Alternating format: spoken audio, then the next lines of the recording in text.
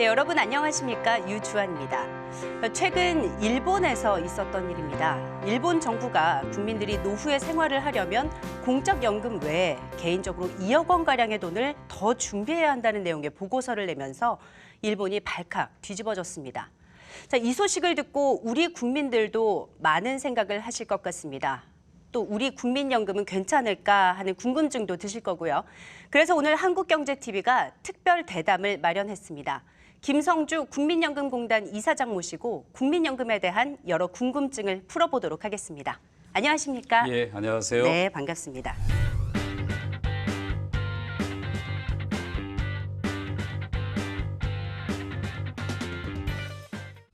제가 방송 시작하면서 지금 일본을 가장 먼저 언급했습니다. 우리나라도 지금 초고령 사회로 빠르게 진입을 하고 있어서 일본 사례에 더욱 관심이 가는데요. 이런 일련의 상황들을 지켜보시면서 어떤 생각을 하십니까? 일본은 그래도 일제감치 연금 제도를 잘 발전시켜 왔습니다만 우리는 제도 역사가 짧고 또 성숙도도 낮기 때문에 일본에 비해서 또 다른 OECD 국가에 비해서도 노후 빈곤이 상당히 심각하게 나타나고 있습니다. 우리나라 국민들이 좀 걱정을 덜 수 있도록 국민연금의 역할이 그만큼 더 막중하다는 생각이 드는데요. 국민연금 기사를 쓰면 굉장히 많이 댓글들이 달리거든요. 항상 달리는 내용 중에 하나가 차라리 안 내고 안 받고 싶다 이런 식의 댓글이 달리는 걸 많이 봤습니다. 그만큼 국민연금에 대해 국민들이 100% 신뢰하지 못하는 것 같다 이런 생각이 들거든요. 이런 신뢰하지 못하는 이유 어디 있다고 보시나요? 일단 우리나라 국민들이 정부에 대한 불신이 오랫동안 누적돼 있기 때문에 국가가 운영하는 연금 제도에 대한 의문이 많이 있다라고 볼 수가 있고요. 또 하나는 고령화에 따라서 젊은 세대들이 미래에 대해서 그만큼 더 불안하게 생각한다는 측면이 있습니다. 그나마 국민연금이 가장 든든한 노후 보장 수단이 있는데 안 내고 안 받는다고 하면 그럼 노후를 어떻게 살 것인가? 아까 말씀드렸다시피 우리가 OECD 중에서도 아주 경제 10위권의 경제 대국임에도 불구하고 가장 심각한 노후 빈곤 국가가 된 거는 바로 연금 제도가 제대로 성숙하지 못했기 때문이거든요. 그래서 국민들이 좀 국가를 믿고 노후를 맡길 수 있는 그런 제도를 만들기 위해서 저희들이 더 노력해야 될 것으로 저희는 생각하고 있습니다. 네, 국민들이 불안감을 느끼는 여러 가지 이유가 있겠지만 또 그중 하나가 기금이 언젠가는 좀 소진될 거다라는 그런 보도들을 통해서 좀 불안감을 느끼는 이유도 있는 것 같습니다. 지금까지는 받는 사람보다 내는 사람이 더 많으니까 기금 운용 적립금이 계속 쌓아져 왔는데 어느 시점이 되면 내는 사람보다 받는 사람이 더 많아지게 되지 않습니까?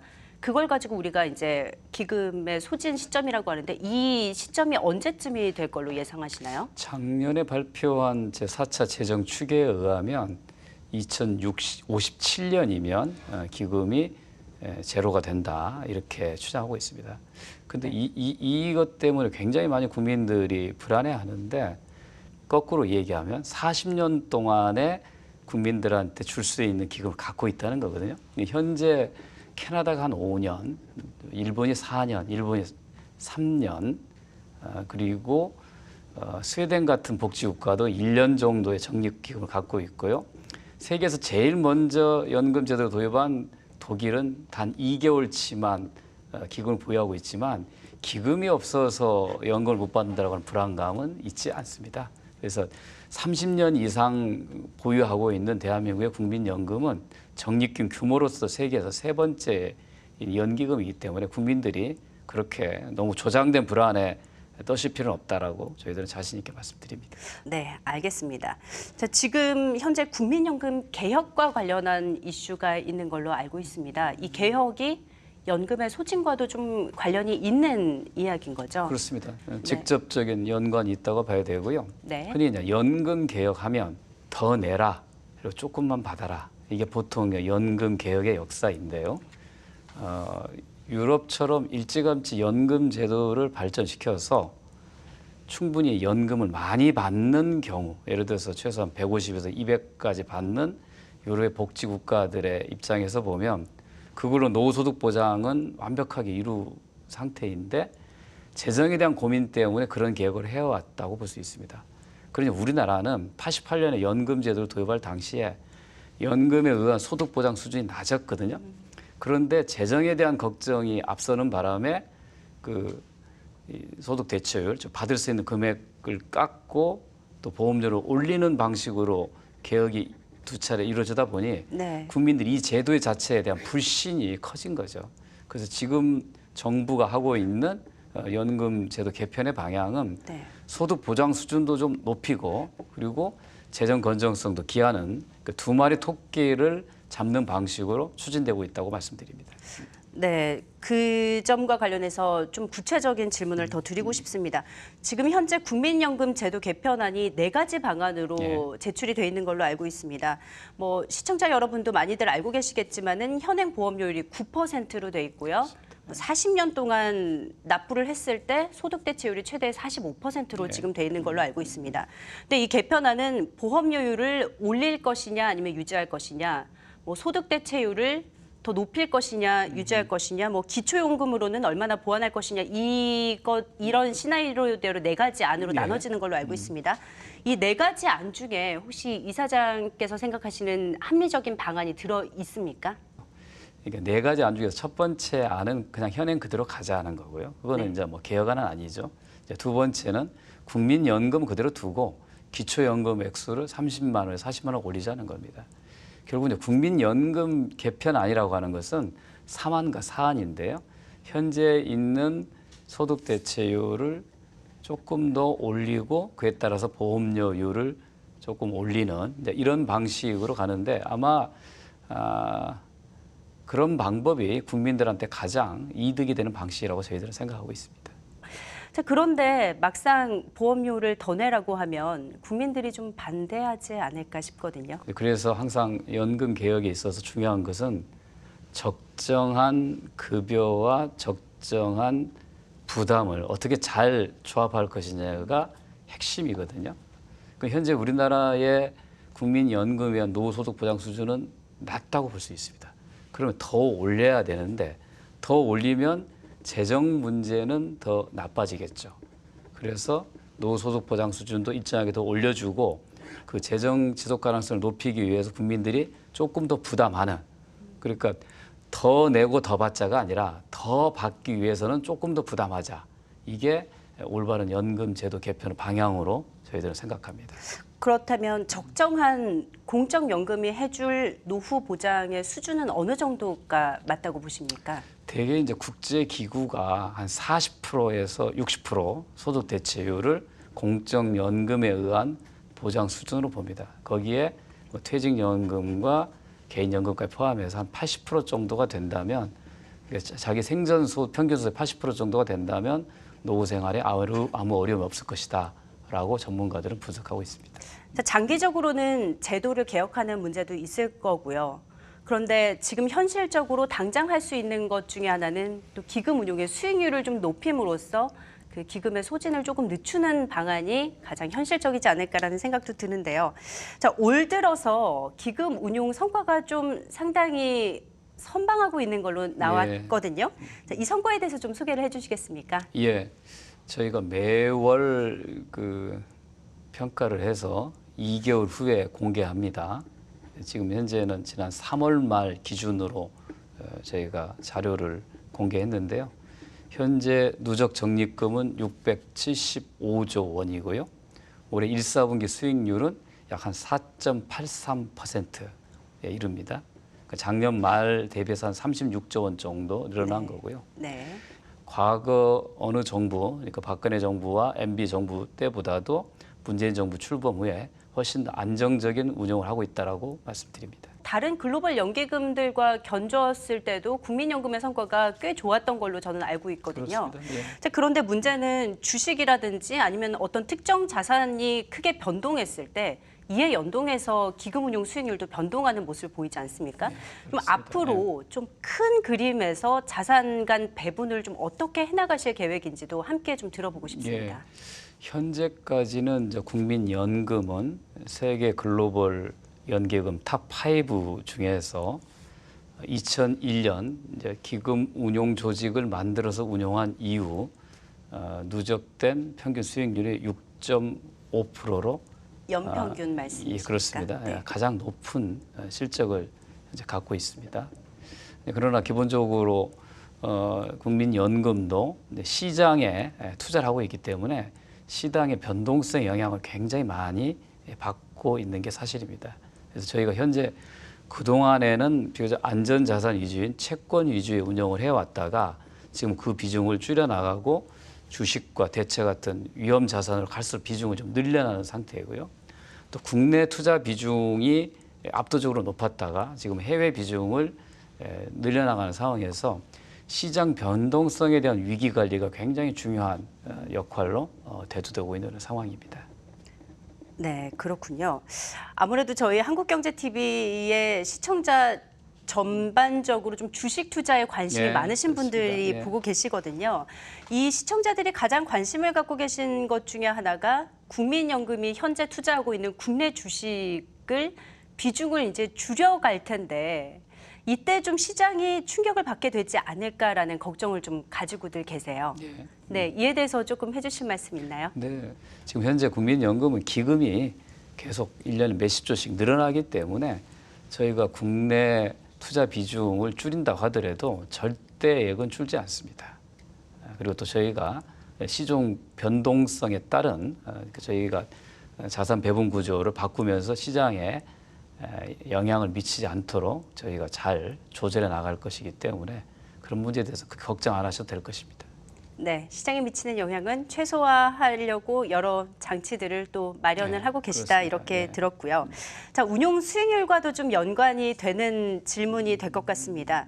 기업들의 성장세가 예전만 하지 못하다 보니까 기관 투자자들 입장에서 수익률을 높이기 위해서 주주 행동주의라는 수단을 가지고 주가를 올리는 것들을 최근 볼 수가 있는데요. 자, 국민연금도 스튜어드십 코드를 도입하지 않았습니까? 예. 그것도 이런 수익률을 올리기 위한 일환으로 좀 볼 수 있는 건가요? 저희는 기업의 경영에 관여하기 위해서 도입을 한 게 아니고 국민들의 소중한 노후 자금을 운용하는 장기 투자자로서 기업과 시장에서 발생할 수 있는 여러 위기 요인들을 선제적으로 예방하기 위해서 일정한 수탁자의 책임 원칙, 그 주주권과 의결권 행사의 지침을 가지고 대응하기 위해서 도입했다라고 볼 수 있습니다. 또 하나의 도입 목적을 얘기한다면 한국의 증시는 상대적으로 저평가되어 있습니다. 소위 얘기하는 코리아 디스카운트 현상이 있는데 그 상당한 부분에 있어서는 기업의 투명하지 못한 회계와 지배 구조의 취약성 탓이라고 이렇게 외국의 투자자들은 얘기합니다. 그렇다고 하면 국내 증시를 제대로 평가받기 위해서는 국민연금이 선도해서 일정한 수탁자 책임 원칙과 의결권 지침을 가지게 된다면 국내 증시는 제값을 재평가를 받을 수 있을 것이라 생각합니다. 그래서 기업이 좋은 평가를 받게 되고 수익이 오르고 주가에 반영된다면 당연히 투자자로서의 국민연금도 이득을 얻게 되는 거고 그 이득을 다시 국민들에게 돌려줄 수 있는 거다. 그래서 저희는 스튜어드십 코드를 도입했다 말씀드립니다. 이번 연도 주주권 행사에 대해서 국민연금은 스스로 어떻게 평가하시는지 좀 들어보고 싶어요. 저희들이 그 의결권 행사한 부분에 대해서 한쪽에서는 그게 과도한 개입이라고 하는 우려도 있고 또 한쪽에서는 너무 약하다. 그게 도입의 취지와 너무 어긋난다, 미흡하다라고 하는 비판도 있습니다만 저희들은 현재 저희가 할 수 있는 가장 최선의 행사를 했다라고 볼 수 있고요. 특히 지난번 대한항공에 대한 의결권 행사에 대해서 또 논란이 있습니다만 과거에도 이 똑같은 사안에 대해서 국민연금은 박근혜 정부 때도 이명박 정부 때도 반대한 경험이 있습니다. 이번에 세 번째 반대인데 이번에 그게 부결된 것은 국민연금 외에 다른 기관 투자자들과 수액 투자자들이 그 의견에 같이 했기 때문에 된 것이지 국민연금 혼자 힘으로 그런 상황이 생겼다고 얘기한 건 과도한 해석이라고 하는 말씀을 좀 드리고요. 어쨌든 간에 지난번에 국민연금의 대한항공에 대한 의결권 행사 이후에 제가 취임한 후에 국민연금 이슈만 나오면 굉장히 부정적인 댓글들이 많았는데 그때 처음으로 수천 개의 좋아요와 잘했다 국민연금이라고 하는 댓글을 저희가 경험하면서 국민들의 대다수의 생각과 국민연금의 네. 판단은 다르지 않았다라고 저희들은 판단하고 있습니다. 차라리 의결권 행사를 직접 행사할 것이 아니라 좀 일부 민간 운용사에게 위탁을 주는 부분이 있지 않습니까? 이걸 위탁 맡긴 운용사한테 의결권 행사도 위탁을 해줘야 한다라는 주장이 있는 걸로 알고 있습니다. 이에 대해서 이사장님 동의하시는지 궁금합니다. 예, 뭐 오래된 주장이고요. 실제로 금융위원회가 시행령을 바꿔서 그렇게 하는 길을 열어준 상태이고요. 저희도 기금운용위원회에서도 그 문제를 안건으로 다룰 생각입니다. 다만 의결권 위탁 위임에 대해서 오해하는 부분이 있는데요. 세계 모든 연기금들은 자금을 직접 운용하기도 하고 위탁 운용하기도 하지만 의결권 행사는 직접 하는 것이 대부분의 원칙입니다. 아, 그렇군요. 우리가 자꾸 일본의 GPIF 사례를 들면서 일본 GPIF는 100% 위탁 운영하고 있고 의결권까지도 위임하고 있는데 네. GPI의 성과가 사실은 국민연금에서 좋은 건 아닙니다. 이게 오히려 특이한 사례이고요. 만약에 의결권을 위임했을 경우에 이해상충의 문제가 생깁니다. 왜냐하면 그 자산운용사들이 그 대기업의 계열사이거나 이러저러한 이해관계로 자유롭지 못하거든요. 그래서 대부분의 공적 연기금들은 자금은 자유롭게 위탁해서 운영하더라도 의결권 행사는 직접 하는 이런 게 거의 대부분이라고 보시면 됩니다. 네, 알겠습니다. 자, 우리 분위기를 좀 바꿔서 이번 해외 출장 다녀오신 건과 관련해서 좀 질문을 드려보겠습니다. 최근 해외 연기금 사례를 좀 집중해서 보시기 위해서 출장 다녀오신 걸로 알고 있습니다. 어디 다녀오셨나요? 예, 제가 캐나다하고 미국을 다녀왔습니다. 네, 어떤 느낌을 느끼고 오셨는지도 좀 함께 말씀해 주시죠. 가장 최근에 연금 개혁을 한 선진 국가가 캐나다입니다. 아, 그렇군요. 캐나다는 받는 금액도 올리고 내는 보험료도 올린 이런 이중 개혁을 성공시킨 이런 사례입니다. 그러니까 캐나다는 우리나라와 비슷한 우리나라 기초연금과 비슷한 OAS라고 하는 소득보장제도가 있고요. 네. 대개 하는 국민들한테 한 평균적으로 한 53만 원 정도 모든 국민들한테 지급을 합니다. 우리 국민연금과 비슷한 CPP라고 하는 캐나다 펜션 플랜이라고 하는 또 소득비례 연금을 운영하고 있는데 평균적으로 한 급여가 한 50만 원 이상 됩니다. 그래서 이 두 가지, 그러니까 OAS와 CPP를 합쳐서 모든 국민들에게 100만 원 이상의 소득 보장 해주고 있거든요. 이번에 우리 정부도 작년 말에 발표한 국민연금 계획 안에 기초연금과 국민연금을 포함해서 소득 보장 100만 원을 하자라고 하는 목표를 제시했기 때문에 캐나다가 그런 제도를 어떻게 발전시켜 왔는지 캐나다 정부 관계자와의 얘기를 통해서 다시 확인하고자 했었던 것입니다. 그 캐나다의 국민들은 보험료율을 올리는 데 대해서 크게 반발이 없었나 보죠? 캐나다 같은 경우에는 이제 퇴직연금 제도가 상당히 발전돼 있었는데 시간이 지날수록 퇴직연금에 대한 가입률이 떨어지고 또 퇴직연금 자체가 DC형으로 전환되고 난 다음에 그 수급액이 줄어들므로 인해서 CPP와 같은 국가가 운용하는 공적연금을 강화시키라는 요구가 높았던 것입니다. 그래서 더 많은 연금을 받기 위해서 부담을 하는 부분에 대해서 국민들이 기꺼이 동의할 수 있었던 것입니다. 네, 그렇군요. 제가 듣기로 캐나다 공적연금의 경우에는 일단 자산의 다변화도 잘 이루어져 있고요. 또 이사회 구성에 있어서 민간에 아주 유능한 그런 전문가들이 많이 포진이 돼 있기 때문에 수익률도 상당히 높다 이렇게 알려져 있습니다. 이번에 정부가 기금 평가를 할 때 있어서 국민연금의 평가 등급을 좀 낮추지 않았습니까? 여기에서 지적을 한 게 전문성과 독립성이 부족하다라고 지적을 했는데 좀 뼈아프게 받아들이고 계시지는 않습니까? 그 전문성, 독립성 이슈에 대해서 약간 좀 혼재된 오해가 있다고 저희는 판단하는데요. 현재 국민연금 기금 운용의 거버넌스는 정부로부터 저는 이미 독립적이라고 저희는 판단하고 있습니다.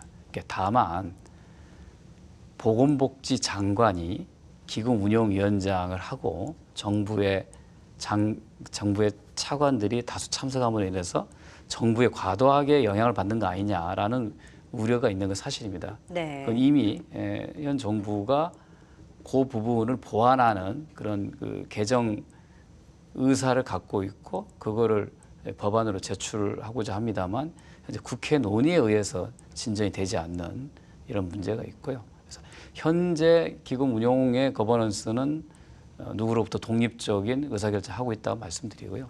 전문성 문제는 이제 기금운용위원회는 다양한 대표들이 참여합니다. 그러니까 정부 측 대표, 그다음에 노측 대표, 사측 대표, 뭐 시민단체 대표, 가입처 대표 참여합니다만 이분들이 전문성은 좀 부족할 수 있을지 모르지만 궁극적으로 이 정책과 제도를 만들어내는 것은 전문가 그룹들로 이루어진 실무평가위원회 등을 통해서 밑으로부터 올라오게 되어 있습니다. 그리고 거의 대부분의 기금운용위원회의 경우에는 그런 실평위를 거쳐서 올라온 안건에 대해서 반대하거나 부결시킨 적이 없습니다. 그래서 기금운용위원회의 전문성이 부족해서 낮은 수익률이 나온다고 하는 것도 그것도 진실과는 좀 거리가 좀 멉니다. 네, 실무평가위원회로 좀 거버넌스의 전문성을 보완하고 있다. 이미 그런 보완하고 시스템이 있기 갖춰져 때문에 있다. 네. 그러나 이제 기금운용위원 자체의 좀 전문성을 강화하기 위한 여러 가지 보완 정책을 내고 그걸 현재 또 실현해 나가고 있다고 또 말씀드립니다. 네, 알겠습니다. 자, 지금 전주로 글로벌 은행인 뉴욕 멜론 은행 그리고 스테이트 스트리트 은행이 전주에 이제 사무소를 개소할 예정인 걸로 예. 알고 있습니다. 자, 이 기관들을 유치하기 위해서 좀 국민연금이 먼저 손을 내미신 건가요? 예, 저희가 수탁은행 선정을 앞두고 저희가 제안을 한 겁니다. 국민연금이 전주에 본사가 내려왔는데 우리는 근거리 서비스를 원한다. 근거리 서비스의 의미는 가까운 데 지점이나 사무소를 설치하는 것이다. 그게 이제 저희들의 조건이었습니다. 그 조건에 대해서 수탁은행, 그러니까 해외 수탁은행에 응모한 회사들이 그 조건을 받아들여서 세 군데의 수탁은행이 선정이 됐고 그 중에 작년 11월에 SSBT와 전주에서 전주 사무 설치에 대한 협약을 했고요. 올해 1월 달에는 뉴욕의 멜론 은행과 다시 또 협약을 했습니다. 현재 금융당국의 인허가 과정을 거치고 있는 상태고요. 이게 완료되면 전주 사무실이 머지않아 열릴 것으로 그렇게 예상하고 있습니다. 추가로 좀 더 많은 금융사들이 전주로 오게 될 가능성도 있습니까? 저희들이 그게 목표입니다. 현재는 국민연금이 가장 강한 그 영향력 갖고 있는 연기금으로서 혼자 내려가 있지 않습니까? 그리고 대부분의 운용사들은 서울에 있고 또 해외에 있는데 이러다 보니 국민연금이 안정적으로 기금 운용을 할 수 있는 그런 비즈니스 생태계 마련이 어려움이 있습니다. 그래서 국민연금과 거래하는 국내외의 증권사 또 자산운용사 수백 개가 전주에 같이 모여서 비즈니스 하게 된다면 전주가 국제적인 연기금 중심지로 발돋할 수 있을 거라는 게 저희들의 오래된 계획이었습니다. 그렇게 할 수 있도록 많은 증권사, 운용사들이 국민연금 가까이 올 수 있도록 저희들은 바라고 있습니다. 네, 알겠습니다. 오늘 시간이 많지가 않네요. 제가 많은 질문들을 준비를 했는데 막바지 질문을 드려야 될 것 같습니다. 네. 지금 국민연금공단 이사장으로 취임하신 지 1년 반 됐습니다. 예. 예전에 국회에서 이제 의원으로서 바라보셨던 국민연금과 지금 이제 수장으로서 바라보시는 국민연금 어떤 차이가 있습니까? 본질적으로는 같다고 보고요. 다만 국회에서는 정책 결정 기관의 입장에서 국민연금 공단을 바라봤다면 지금은 국민연금공단의 이사장으로서 이 제도가 잘 운용될 수 있도록 또 기금이 국민의 신뢰하에 잘 운용할 수 있도록 하는 보다도 좀 실천적인 관심이 좀 높아졌다라고 볼 수 있을 것입니다. 어느 게 더 중요하냐라고 묻는다면 또 둘 다 중요하다고 말씀드릴 수 있는데 지금은 이제 저희가 집행기관의 장으로서 좀 더 제도 개선을 위한 이런 여건 마련에 정부와 국회가 좀 더 좀 노력해 준다면 훨씬 더 우리 국민들이 믿고 맡길 수 있는 연금 제도와 기금 운용 체계가 확립되지 않을 것인가 하는 그런 좀 아쉬움은 좀 갖고 있습니다. 네, 그렇군요. 국민연금에 대한 국민들의 관심이 너무 많다 보니 혹시 부담스럽게 느껴지시지는 않은가요?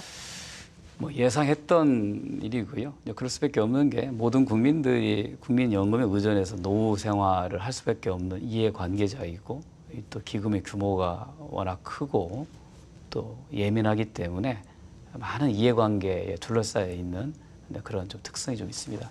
그럼에도 불구하고 이 연금 제도를 만든 이유가 국민들의 노후 보장을 위한 거고 이 기금을 운영하는 것도 나중에 국민들의 노후에 돌려드리기 위한 것이기 때문에 잘못된 정보에 의해서 불안해 하시지 말고 유일한 노후소득 보장 수단으로서 국민연금에 맡기시고 젊은 세대들은 현재 도전과 모험을 마음껏 하면서 또 노후는 국가가 책임질 거라고 하는 그런 믿음이 있다고 하면 우리 사회의 행복 지수는 훨씬 더 올라갈 거라고 저희들은 생각하고 있습니다. 국민들께서 정부와 국민연금공단을 믿고 노후를 맡기셔서 좋다고 자신 있게 말씀드리겠습니다. 네, 저희도 좀 기대해 보겠습니다. 오늘 말씀 여기까지 좀 듣겠습니다. 고맙습니다. 예. 네. 네, 기술의 발달로 인간이 더 오래 살게 되는 축복을 누리게 됐습니다. 또 경제적으로도 준비를 잘 해놓는다면 노후가 진정한 축복으로 다가올 수 있을 겁니다.